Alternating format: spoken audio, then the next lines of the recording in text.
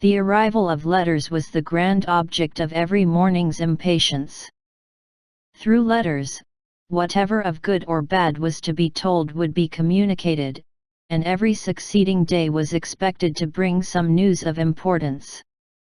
But before they heard again from Mr. Gardiner, a letter arrived for their father, from a different quarter, from Mr. Collins, which, as Jane had received directions to open all that came for him in his absence, she accordingly read, and Elizabeth, who knew what curiosities his letters always were, looked over her, and read it likewise. It was as follows: "My dear Sir, I feel myself called upon, by our relationship, and my situation in life, to condole with you on the grievous affliction you are now suffering under, of which we were yesterday informed by a letter from Hertfordshire. Be assured, my dear Sir, that Mrs. Collins and myself sincerely sympathize with you and all your respectable family, in your present distress, which must be of the bitterest kind, because proceeding from a cause which no time can remove. No arguments shall be wanting on my part that can alleviate so severe a misfortune or that may comfort you, under a circumstance that must be of all others the most afflicting to a parent's mind. The death of your daughter would have been a blessing in comparison of this. And it is the more to be lamented, because there is reason to suppose, as my dear Charlotte informs me, that this licentiousness of behavior in your daughter has proceeded from a faulty degree of indulgence, though, at the same time, for the consolation of yourself and Mrs. Bennet, I am inclined to think that her own disposition must be naturally bad, or she could not be guilty of such an enormity, at so early an age. Howsoever that may be, you are grievously to be pitied, in 190. Which opinion I am not only joined by Mrs. Collins, but likewise by Lady Catherine and her daughter, to whom I have related the affair. They agree with me in apprehending that this false step in one daughter will be injurious to the fortunes of all the others, for who, as Lady Catherine herself condescendingly says, will connect themselves with such a family? And this consideration leads me moreover to reflect, with augmented satisfaction, on a certain event of last November, for had it been otherwise, I must have been involved in all your sorrow and disgrace. Let me then advise you, dear Sir, to console yourself as much as possible, to throw off your unworthy child from your affection forever, and leave her to reap the fruits of her own heinous offence. I am, dear Sir, etc., etc. Mr. Gardiner did not write again till he had received an answer from Colonel Forster, and then he had nothing of a pleasant nature to send. It was not known that Wickham had a single relationship with whom he kept up any connection, and it was certain that he had no near one living. His former acquaintances had been numerous, but since he had been in the militia, it did not appear that he was on terms of particular friendship with any of them. There was no one, therefore, who could be pointed out as likely to give any news of him. And in the wretched state of his own finances, there was a very powerful motive for secrecy, in addition to his fear of discovery by Lydia's relations, for it had just transpired that he had left gaming debts behind him to a very considerable amount. Colonel Forster believed that more than £1,000 would be necessary to clear his expenses at Brighton. He owed a good deal in town, but his debts of honour were still more formidable. Mr. Gardiner did not attempt to conceal these particulars from the Longbourn family. Jane heard them with horror. "A gamester!" she cried. "This is wholly unexpected. I had not an idea of it." Mr. Gardiner added in his letter, that they might expect to see their father at home on the following day, which was Saturday.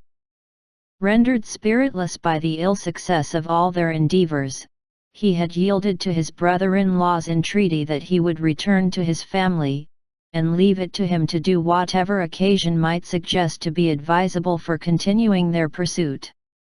When Mrs. Bennet was told of this, she did not express so much satisfaction as her children expected, considering what her anxiety for his life had been before.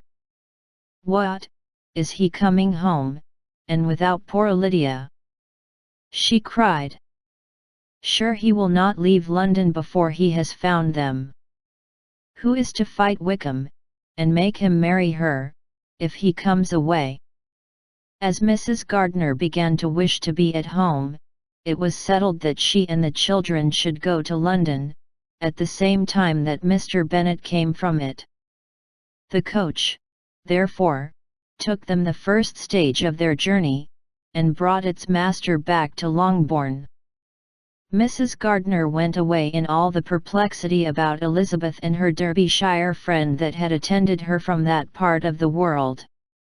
His name had never been voluntarily mentioned before them by her niece, and the kind of half-expectation which 191 Mrs. Gardiner had formed, of their being followed by a letter from him, had ended in nothing. Elizabeth had received none since her return that could come from Pemberley. The present unhappy state of the family rendered any other excuse for the lowness of her spirits unnecessary. Nothing, therefore, could be fairly conjectured from that, though Elizabeth, who was by this time tolerably well acquainted with her own feelings, was perfectly aware that, had she known nothing of Darcy, she could have borne the dread of Lydia's infamy somewhat better. It would have spared her, she thought, one sleepless night out of two. When Mr. Bennet arrived, he had all the appearance of his usual philosophic composure. He said as little as he had ever been in the habit of saying, made no mention of the business that had taken him away, and it was some time before his daughters had courage to speak of it.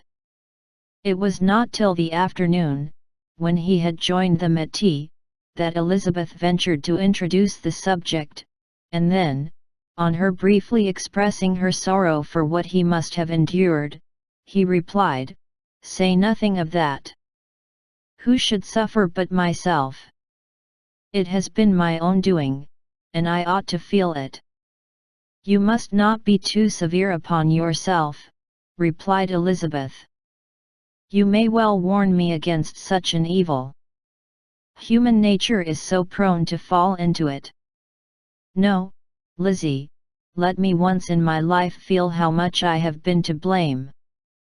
I am not afraid of being overpowered by the impression. It will pass away soon enough." "Do you suppose them to be in London?" "Yes, where else can they be so well concealed?" "And Lydia used to want to go to London," added Kitty. "She is happy then," said her father drily, "and her residence there will probably be of some duration." Then after a short silence he continued, "Lizzie, I bear you no ill will for being justified in your advice to me last May, which, considering the event, shows some greatness of mind." They were interrupted by Miss Bennet, who came to fetch her mother's tea. "This is a parade," he cried, "which does one good, it gives such an elegance to misfortune. Another day I will do the same. I will sit in my library, in my nightcap and powdering gown, and give as much trouble as I can, or, perhaps, I may defer it till Kitty runs away." "I am not going to run away, Papa," said Kitty fretfully. "If I should ever go to Brighton, I would behave better than Lydia." "You go to Brighton? I would not trust you so near it as Eastbourne for £50. No, Kitty, I have at last learned to be cautious, and you will feel the effects of it. No officer is ever to enter into my house again, nor even to pass through the village. Balls will be absolutely prohibited, unless you stand up with one of your sisters. And you are never to stir out of doors till you can prove that you have spent 10 minutes of every day in a rational manner." Kitty, who took all these threats in a serious light, began to cry. "Well, well," said he, "do not make yourself unhappy. If you are a good girl for the next 10 years, I will take you to a review at the end of them." 192.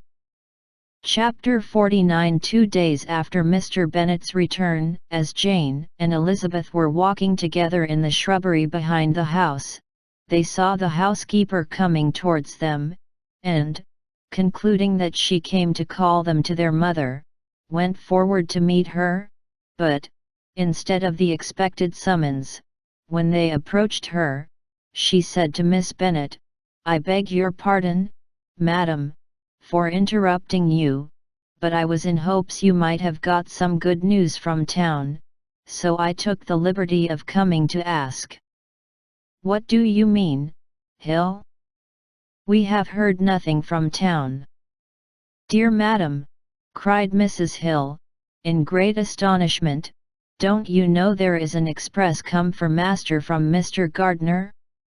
He has been here this half hour, and master has had a letter." Away ran the girls, too eager to get in to have time for speech. They ran through the vestibule into the breakfast room, from thence to the library.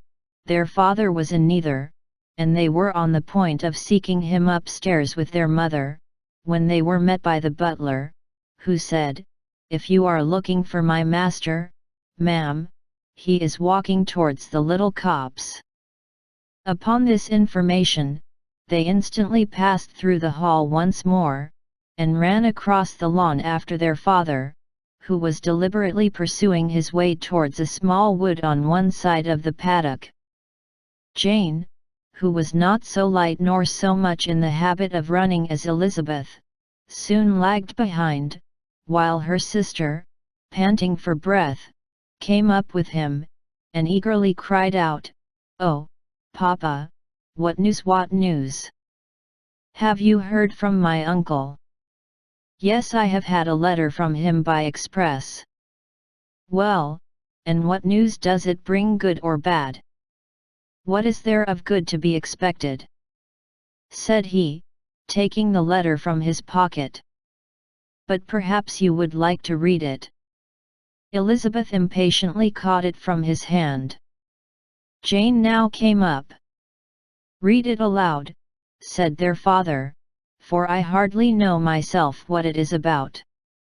Grasachich Street, Monday, August 2nd.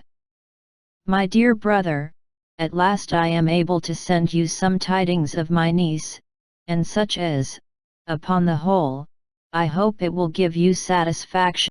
Soon after you left me on Saturday, I was fortunate enough to find out in what part of London they were. The particulars I reserve till we meet. It is enough to know they are discovered. I have seen them both, then it is as I always hoped," cried Jane, "they are married." Elizabeth read on, "I have seen them both. They are not married, nor can I find there was any intention of being so, but if you are willing to perform the engagements which I have ventured to make on your side, I hope it will not be long before they are.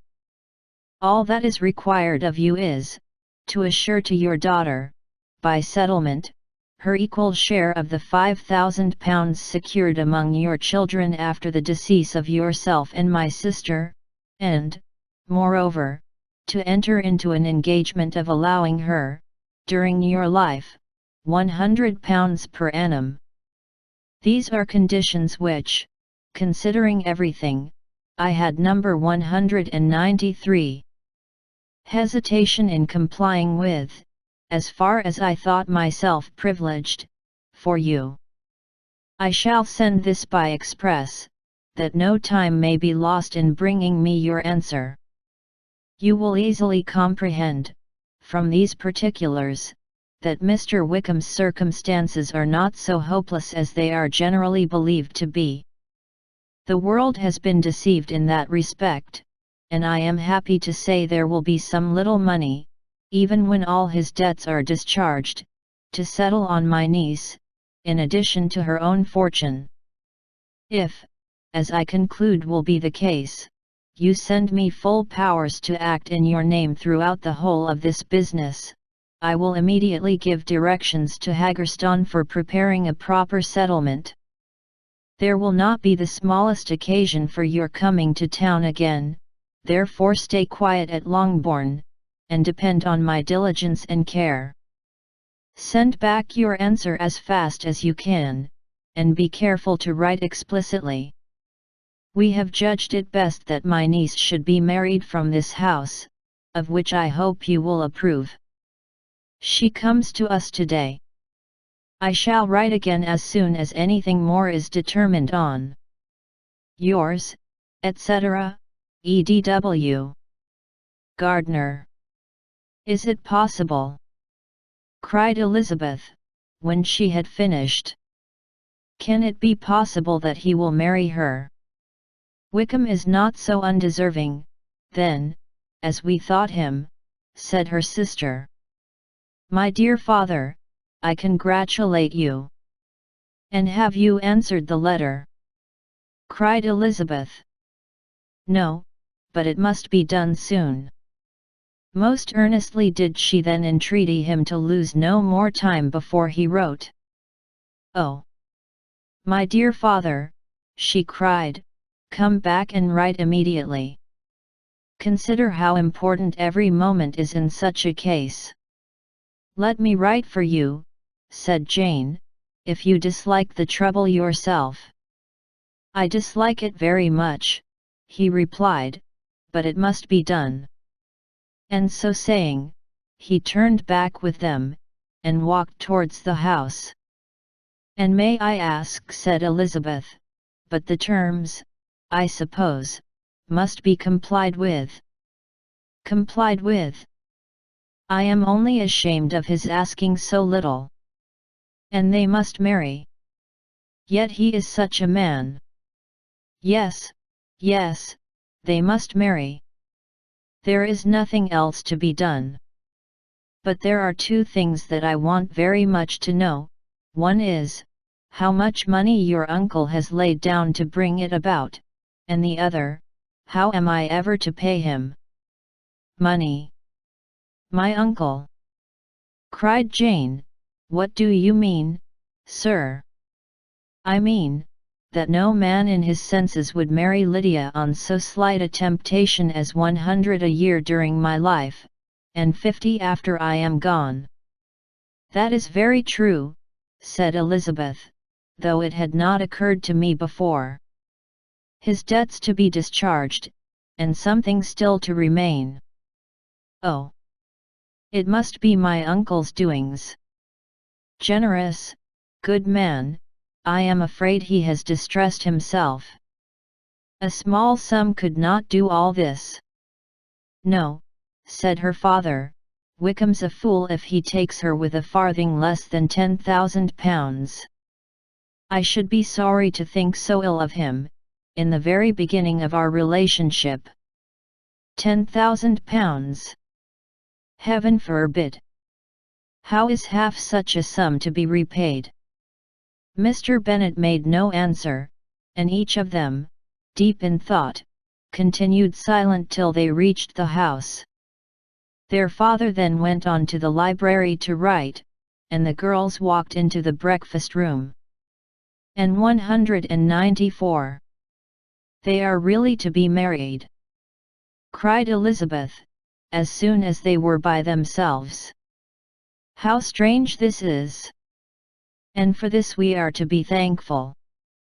That they should marry, small as is their chance of happiness, and wretched as is his character, we are forced to rejoice. Oh, Lydia! I comfort myself with thinking, replied Jane, that he certainly would not marry Lydia if he had not a real regard for her. Though our kind uncle has done something towards clearing him, I cannot believe that £10,000, or anything like it, has been advanced. He has children of his own, and may have more. How could he spare half £10,000? If he were ever able to learn what Wickham's debts have been, said Elizabeth, and how much is settled on his side on our sister, we shall exactly know what Mr. Gardiner has done for them, because Wickham has not sixpence of his own. The kindness of my uncle and aunt can never be requited. Their taking her home, and affording her their personal protection and countenance, is such a sacrifice to her advantage as years of gratitude cannot enough acknowledge. By this time she is actually with them. If such goodness does not make her miserable now, she will never deserve to be happy. What a meeting for her, when she first sees my aunt! We must endeavour to forget all that has passed on either side, said Jane.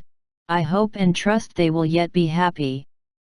His consenting to marry her is a proof, I will believe, that he is come to a right way of thinking.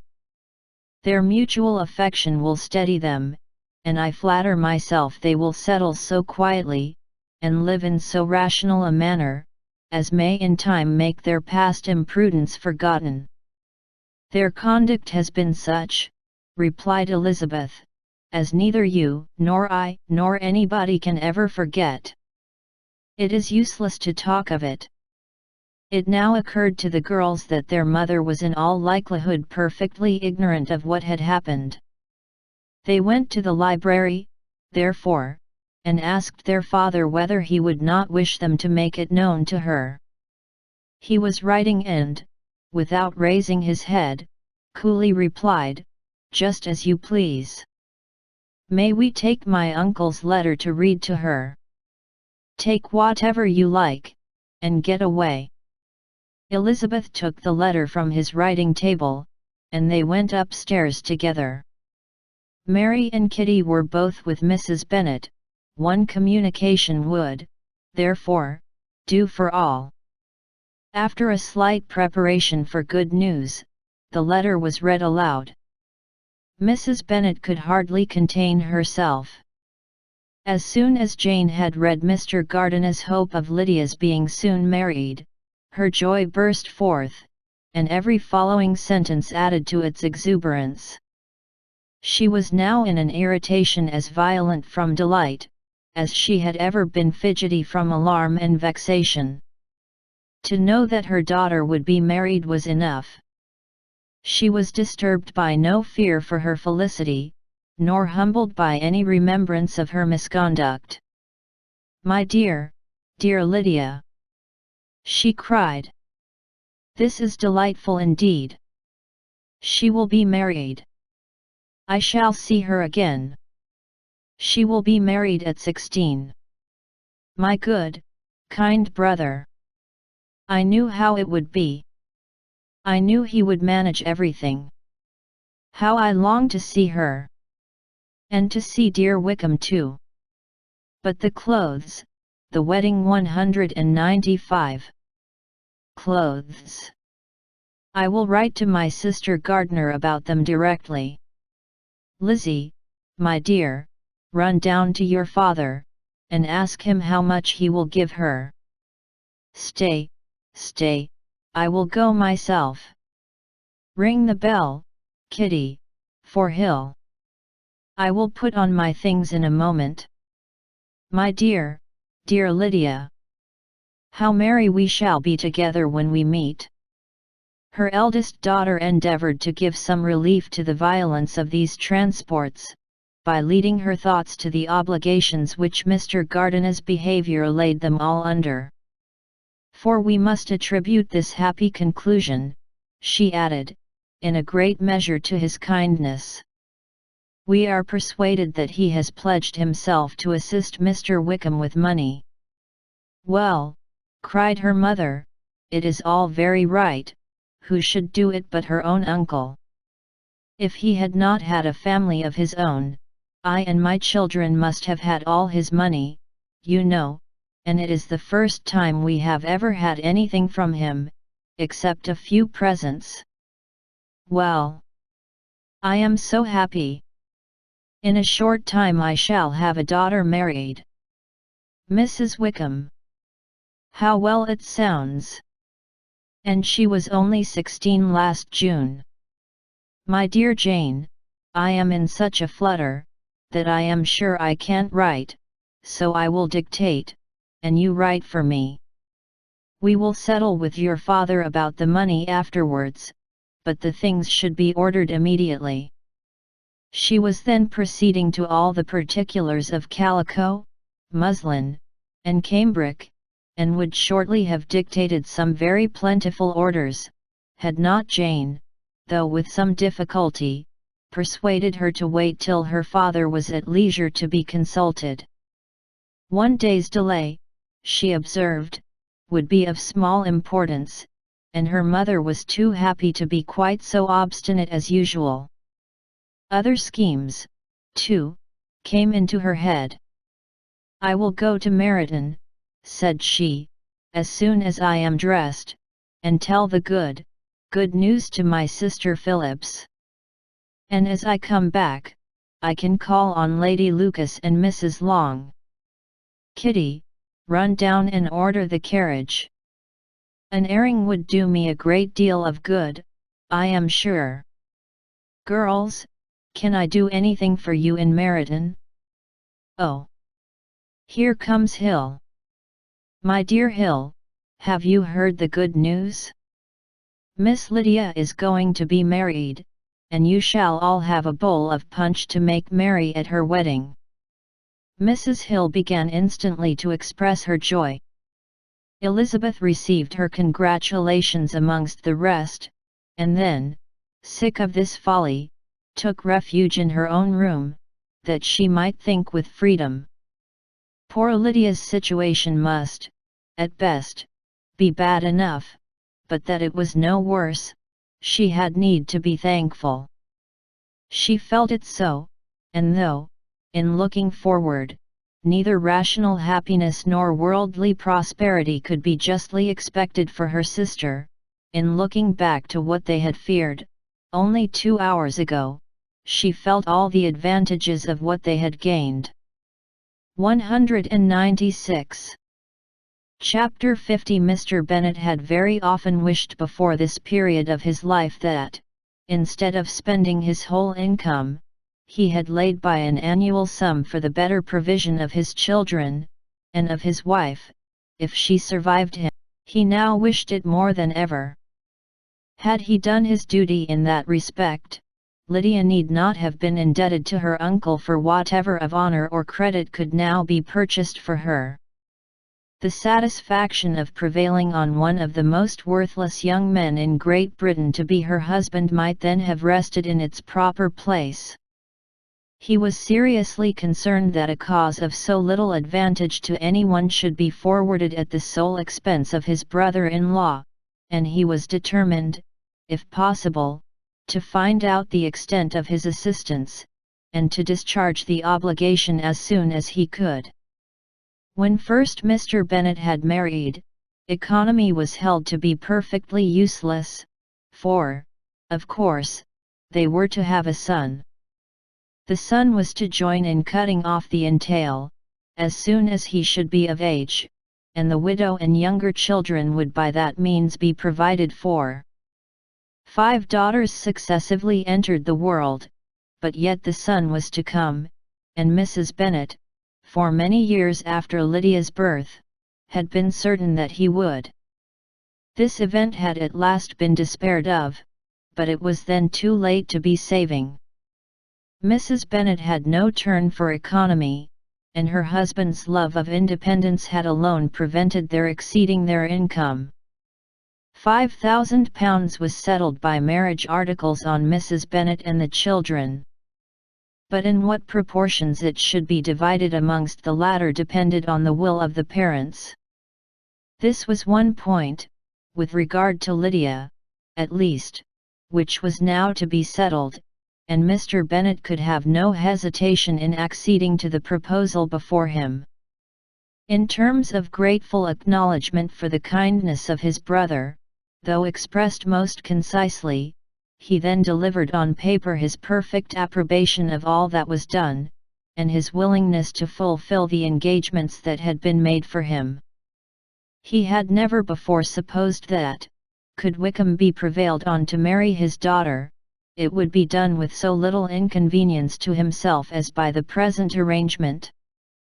He would scarcely be £10 a year the loser by the 100 that was to be paid them, for, what with her board and pocket allowance, and the continual presents in money which passed to her through her mother's hands, Lydia's expenses had been very little within that sum.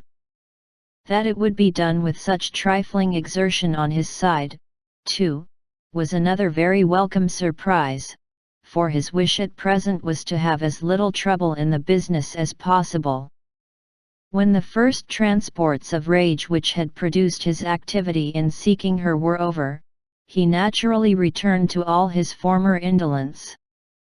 His letter was soon dispatched, for, though dilatory in undertaking business, he was quick in its execution. He begged to know further particulars of what he was indebted to his brother, 197. But was too angry with Lydia to send any message to her.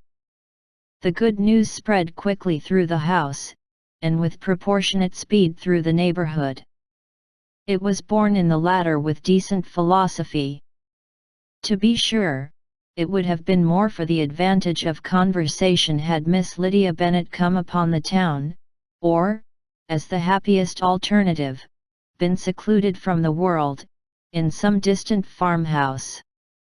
But there was much to be talked of in marrying her, and the good-natured wishes for her well-doing which had proceeded before from all the spiteful old ladies in Meryton lost but a little of their spirit in this change of circumstances, because with such an husband her misery was considered certain. It was a fortnight since Mrs. Bennet had been downstairs, but on this happy day she again took her seat at the head of her table, and in spirits oppressively high. No sentiment of shame gave a damp to her triumph. The marriage of a daughter, which had been the first object of her wishes since Jane was 16, was now on the point of accomplishment, and her thoughts and her words ran wholly on those attendants of elegant nuptials, fine muslins, new carriages, and servants. She was busily searching through the neighborhood for a proper situation for her daughter, and, without knowing or considering what their income might be, rejected many as deficient in size and importance.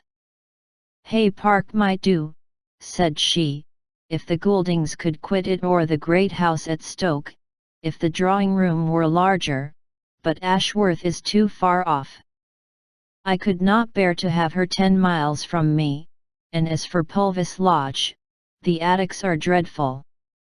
Her husband allowed her to talk on without interruption while the servants remained. But when they had withdrawn, he said to her, "Mrs. Bennet, before you take any or all of these houses for your son and daughter, let us come to a right understanding. Into one house in this neighborhood they shall never have admittance. I will not encourage the impudence of either, by receiving them at Longbourn." A long dispute followed this declaration, but Mr. Bennet was firm. It soon led to another, and Mrs. Bennet found, with amazement and horror, that her husband would not advance a guinea to buy clothes for his daughter.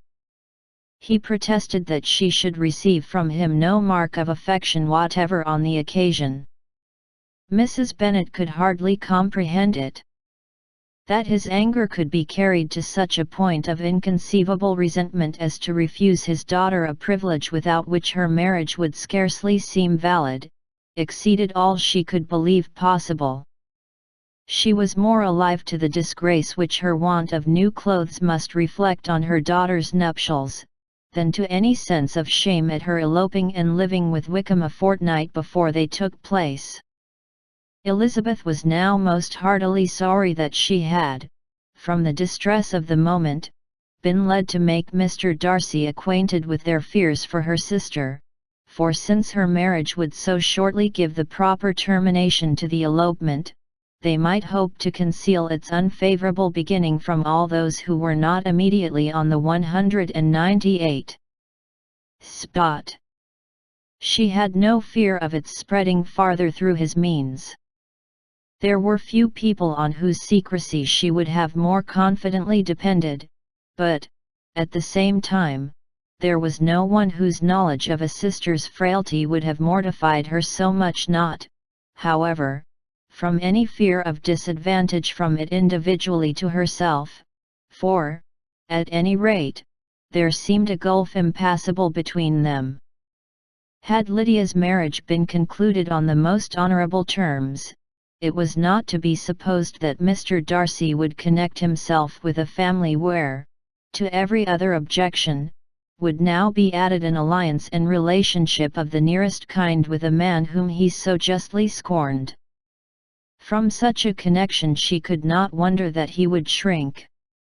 The wish of procuring her regard, which she had assured herself of his feeling in Derbyshire, could not in rational expectation survive such a blow as this.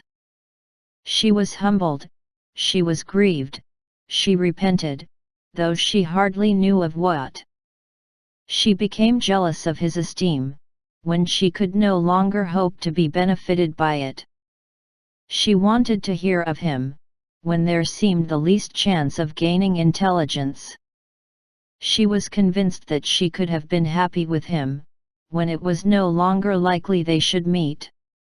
What a triumph for him, as she often thought, could he know that the proposals which she had proudly spurned only 4 months ago, would now have been most gladly and gratefully received.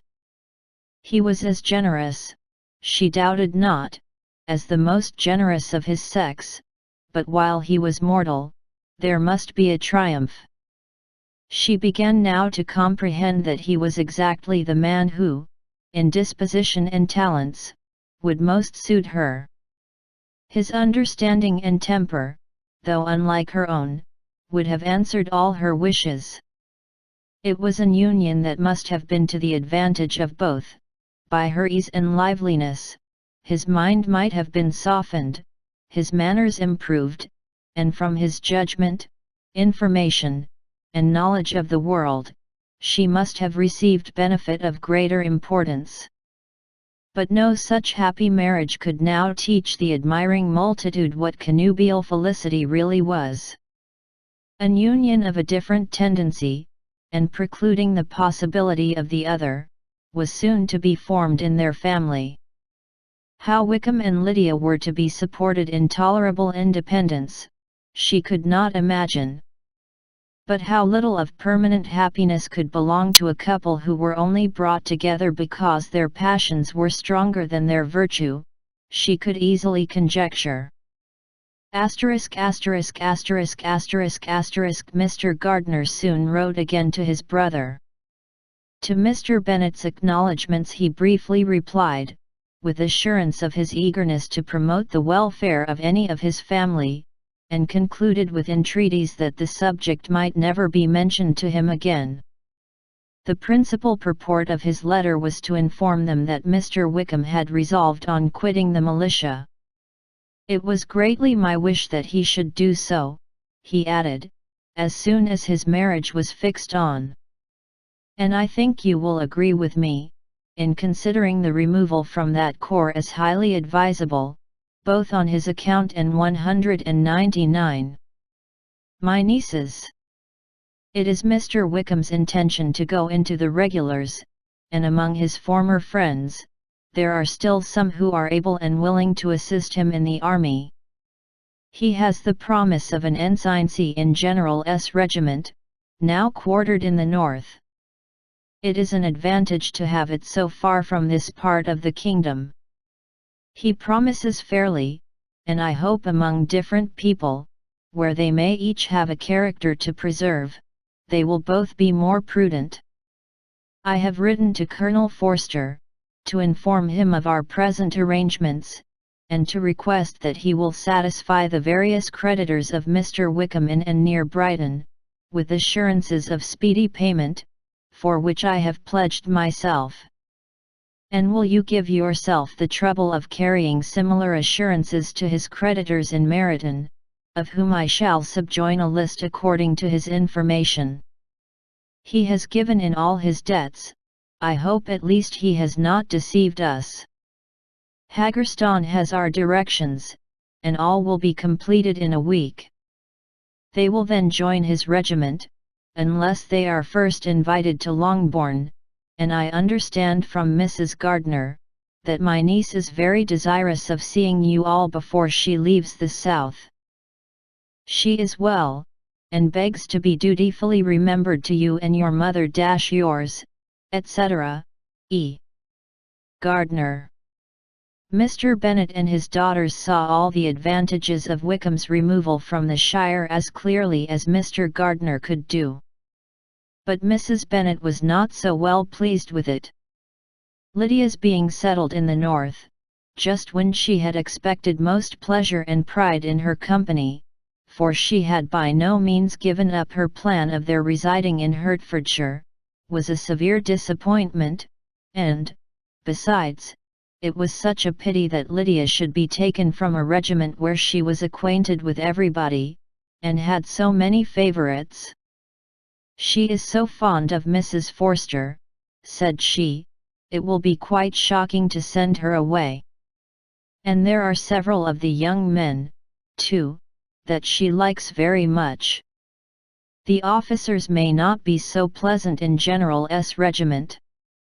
His daughter's request, for such it might be considered, of being admitted into her family again before she set off for the north, received at first an absolute negative. But Jane and Elizabeth, who agreed in wishing, for the sake of their sister's feelings and consequence, that she should be noticed on her marriage by her parents, urged him so earnestly yet so rationally and so mildly, to receive her and her husband at Longbourn, as soon as they were married, that he was prevailed on to think as they thought, and act as they wished. And their mother had the satisfaction of knowing that she would be able to show her married daughter in the neighbourhood before she was banished to the north. When Mr. Bennet wrote again to his brother, therefore, he sent his permission for them to come, and it was settled, that as soon as the ceremony was over, they should proceed to Longbourn. Elizabeth was surprised, however, that Wickham should consent to such a scheme, and had she consulted only her own inclination, any meeting with him would have been the last object of her wishes. 200. Chapter 51. Their sister's wedding day arrived, and Jane and Elizabeth felt for her probably more than she felt for herself. The carriage was sent to meet them at and they were to return in it by dinner time. Their arrival was dreaded by the elder Miss Bennets, and Jane more especially, who gave Lydia the feelings which would have attended herself, had she been the culprit, and was wretched in the thought of what her sister must endure. They came. The family were assembled in the breakfast room to receive them. Smiles decked the face of Mrs. Bennet as the carriage drove up to the door. Her husband looked impenetrably grave, her daughters, alarmed, anxious, uneasy. Lydia's voice was heard in the vestibule, the door was thrown open, and she ran into the room. Her mother stepped forwards, embraced her, and welcomed her with rapture, gave her hand, with an affectionate smile, to Wickham, who followed his lady, and wished them both joy with an alacrity which shewed no doubt of their happiness. Their reception from Mr. Bennet, to whom they then turned, was not quite so cordial. His countenance rather gained in austerity, and he scarcely opened his lips. The easy assurance of the young couple, indeed, was enough to provoke him. Elizabeth was disgusted, and even Miss Bennet was shocked. Lydia was Lydia still, untamed, unabashed, wild, noisy, and fearless. She turned from sister to sister, demanding their congratulations, and when at length they all sat down, looked eagerly round the room, took notice of some little alteration in it, and observed, with a laugh, that it was a great while since she had been there. Wickham was not at all more distressed than herself, but his manners were always so pleasing, that had his character and his marriage been exactly what they ought, his smiles and his easy address, while he claimed their relationship, would have delighted them all. Elizabeth had not before believed him quite equal to such assurance, but she sat down, resolving within herself to draw no limits in future to the impudence of an impudent man. She blushed, and Jane blushed, but the cheeks of the two who caused their confusion suffered no variation of color. There was no want of discourse. The bride and her mother could neither of them talk fast enough, and Wickham, who happened to sit near Elizabeth, began inquiring after his acquaintance in that neighborhood, with a good-humored ease which she felt very unable to equal in her replies.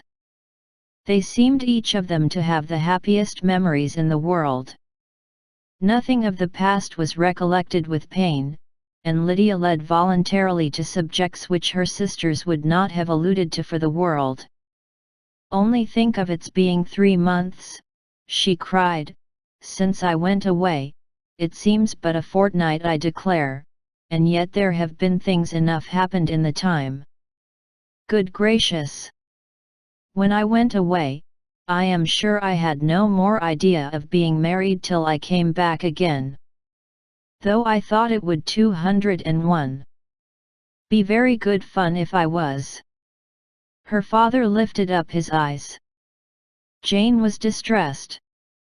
Elizabeth looked expressively at Lydia, but she, who never heard nor saw anything of which she chose to be insensible, gaily continued, "Oh, Mamma, do the people hereabouts know I am married today? I was afraid they might not, and we overtook William Golding in his cackle, so I was determined he should know it, and so I let down the side glass next to him, and took off my glove, and let my hand just rest upon the window frame, so that he might see the ring, and then I bowed and smiled like anything." Elizabeth could bear it no longer.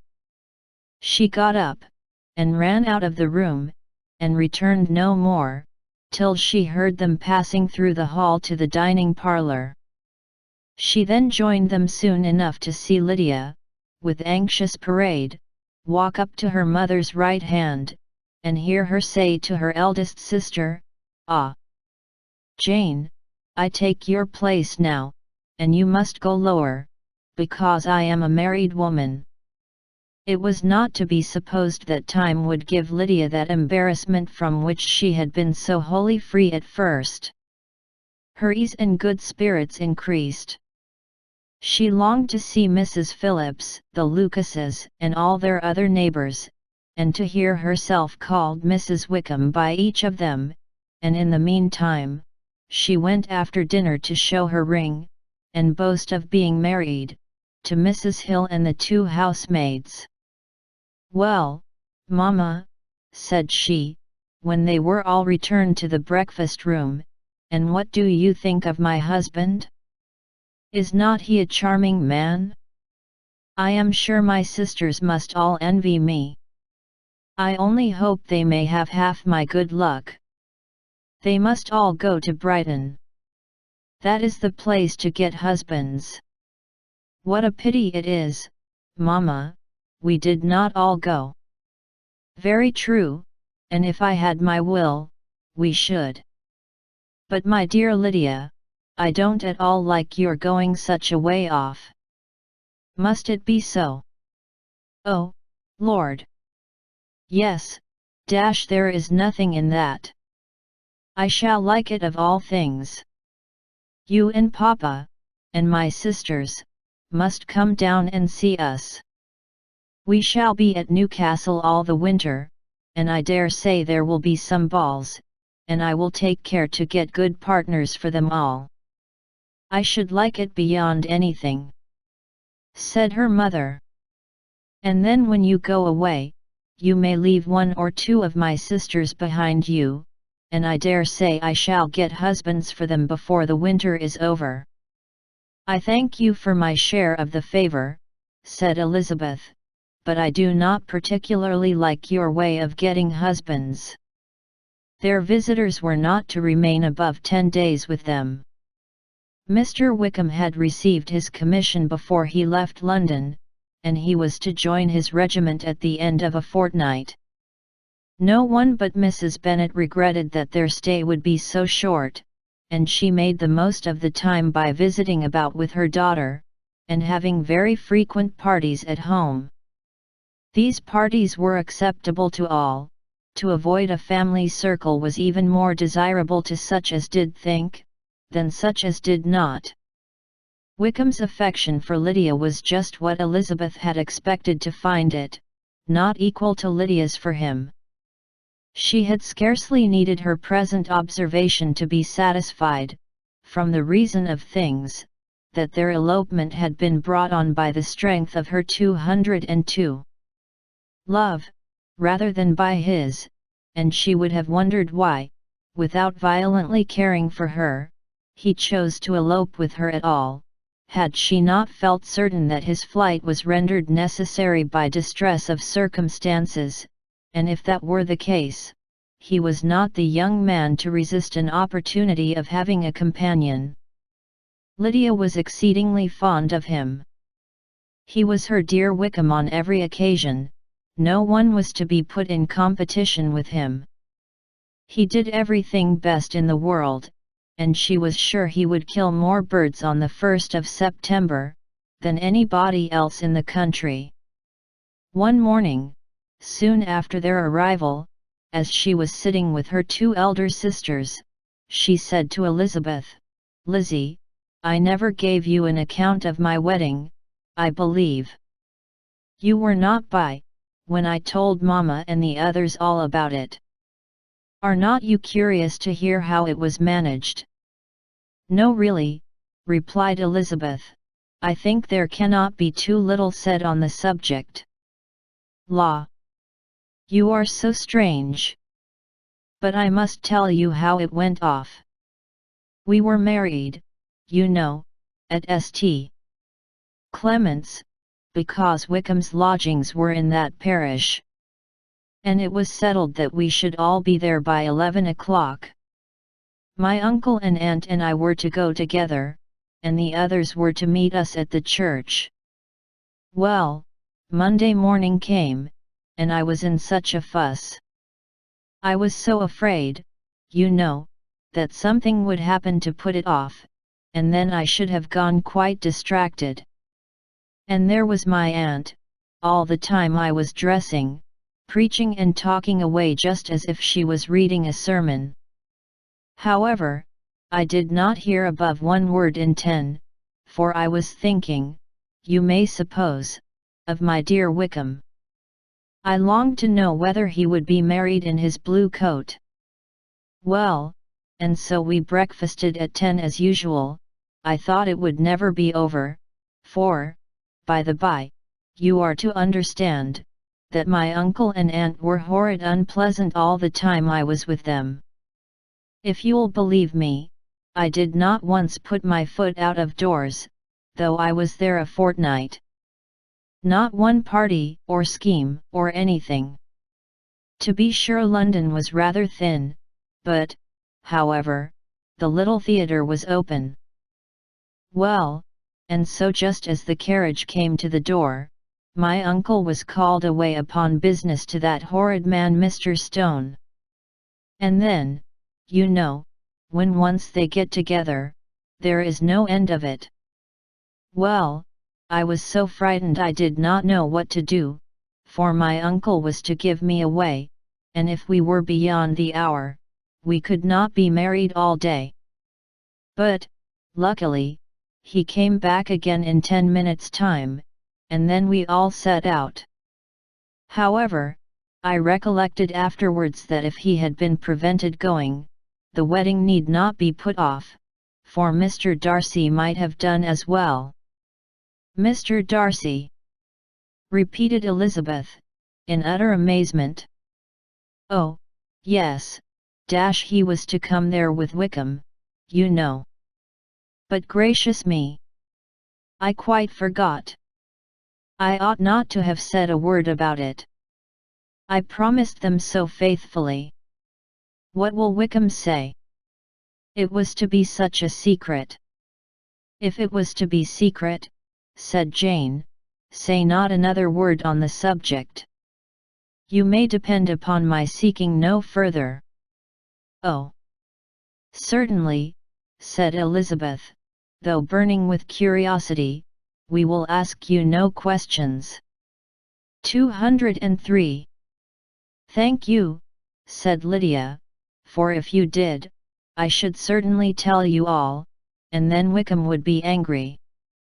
On such encouragement to ask, Elizabeth was forced to put it out of her power, by running away. But to live in ignorance on such a point was impossible, or at least it was impossible not to try for information. Mr. Darcy had been at her sister's wedding. It was exactly a scene, and exactly among people, where he had apparently least to do, and least temptation to go. Conjectures as to the meaning of it, rapid and wild, hurried into her brain, but she was satisfied with none. Those that best pleased her, as placing his conduct in the noblest light, seemed most improbable. She could not bear such suspense, and hastily seizing a sheet of paper, wrote a short letter to her aunt, to request an explanation of what Lydia had dropped, if it were compatible with the secrecy which had been intended.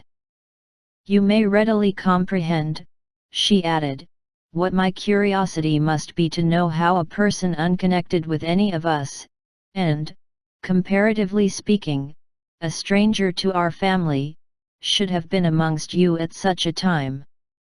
Pray write instantly, and let me understand it unless it is, for very cogent reasons, to remain in the secrecy which Lydia seems to think necessary, and then I must endeavour to be satisfied with ignorance. Not that I shall, though, she added to herself, as she finished the letter, and my dear aunt, if you do not tell me in an honourable manner, I shall certainly be reduced to tricks and stratagems to find it out. Jane's delicate sense of honour would not allow her to speak to Elizabeth privately of what Lydia had let fall. Elizabeth was glad of it, till it appeared whether her inquiries would receive any satisfaction, she had rather be without a confidant. 204.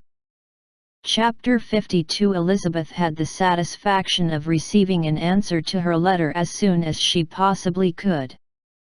She was no sooner in possession of it than, hurrying into the little copse, where she was least likely to be interrupted, she sat down on one of the benches and prepared to be happy, for the length of the letter convinced her that it did not contain a denial. Grasachich Street, September 6. My dear niece, I have just received your letter, and shall devote this whole morning to answering it, as I foresee that a little writing will not comprise what I have to tell you. I must confess myself surprised by your application. I did not expect it from you. Don't think me angry, however, for I only mean to let you know that I had not imagined such inquiries to be necessary on your side. If you do not choose to understand me, forgive my impertinence. Your uncle is as much surprised as I am, and nothing but the belief of your being a party concerned would have allowed him to act as he has done. But if you are really innocent and ignorant, I must be more explicit. On the very day of my coming home from Longbourn, your uncle had a most unexpected visitor. Mr. Darcy called, and was shut up with him several hours. It was all over before I arrived, so my curiosity was not so dreadfully racked as yours seems to have been. He came to tell Mr. Gardiner that he had found out where your sister and Mr. Wickham were, and that he had seen and talked with them both, Wickham repeatedly, Lydia once. From what I can collect, he left Derbyshire only one day after ourselves, and came to town with the resolution of hunting for them.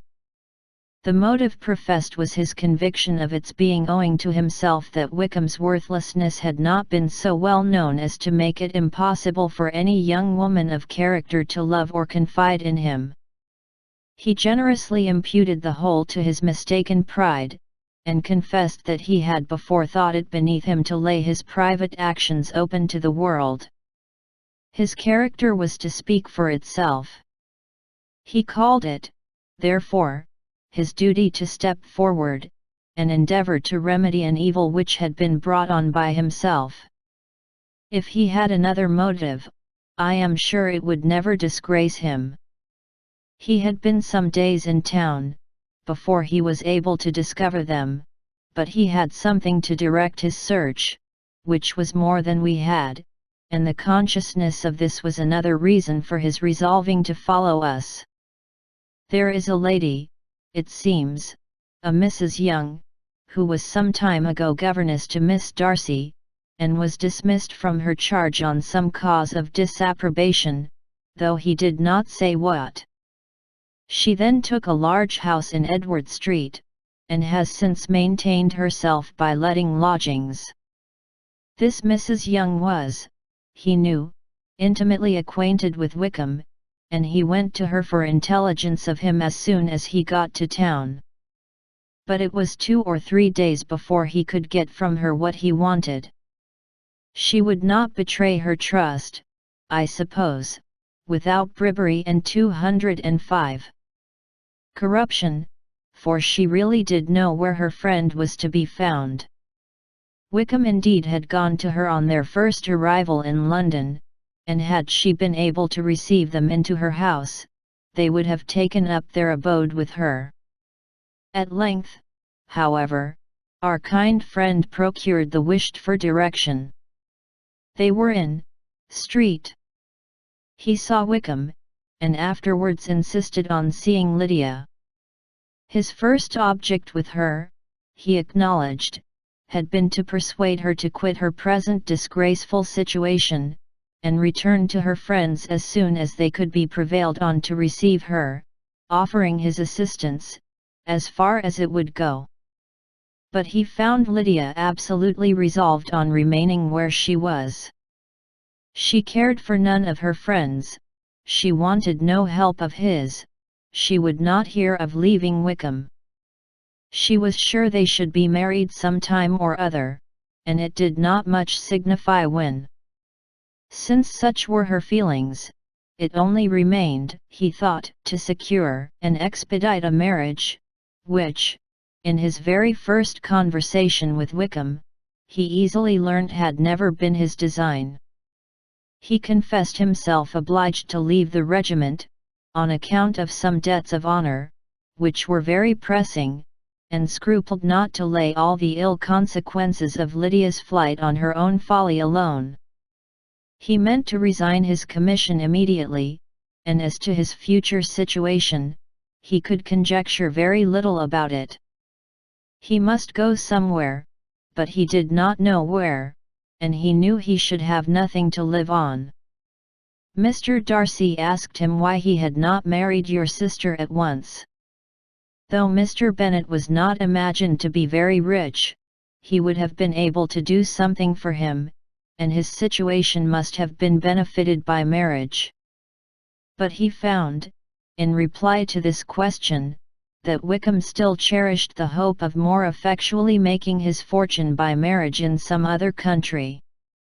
Under such circumstances, however, he was not likely to be proof against the temptation of immediate relief. They met several times, for there was much to be discussed. Wickham of course wanted more than he could get, but at length was reduced to be reasonable. Everything being settled between them, Mr. Darcy's next step was to make your uncle acquainted with it, and he first called in Grasachich Street the evening before I came home. But Mr. Gardiner could not be seen, and Mr. Darcy found, on further inquiry, that your father was still with him, but would quit town the next morning.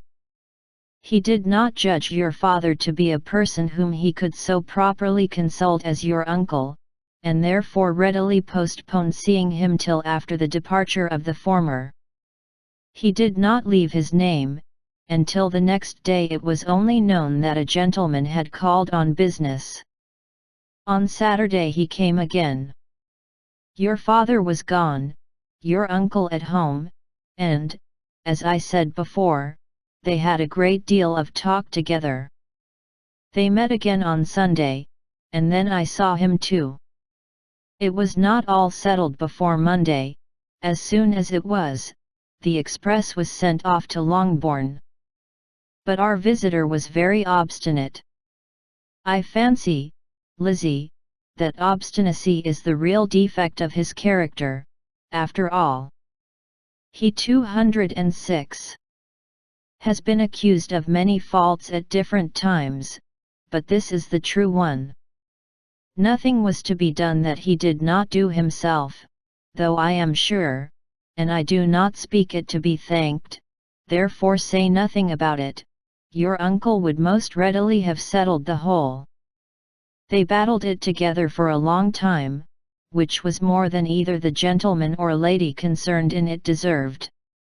But at last your uncle was forced to yield, and instead of being allowed to be of use to his niece, was forced to put up with only having the probable credit of it, which went sorely against the grain, and I really believe your letter this morning gave him great pleasure, because it required an explanation that would rob him of his borrowed feathers, and give the praise where it was due. But, Lizzie, this must go no farther than yourself, or Jane at most. You know pretty well, I suppose, what has been done for the young people. His debts are to be paid, amounting, I believe, to considerably more than £1,000, another 1,000 in addition to her own settled upon her, and his commission purchased. The reason why all this was to be done by him alone, was such as I have given above. It was owing to him, to his reserve and want of proper consideration, that Wickham's character had been so misunderstood, and consequently that he had been received and noticed as he